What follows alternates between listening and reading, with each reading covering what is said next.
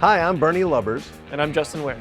and Justin's going to show us how to make Kentucky's most wanted mule with Larceny bourbon. So Larceny is one of my favorite bourbons on the back bar. It's really nice to sit by itself or on the rocks. It has a 92 proof, so it stands up really nicely in all cocktails.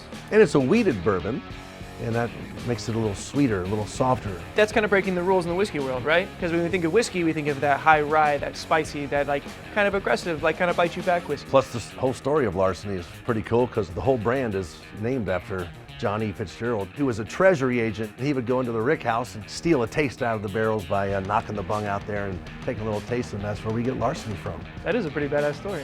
It's cool. Let's get into making the drink. You always want to start with fresh ingredients. So we're going to start with some fresh lime, straight into your glass.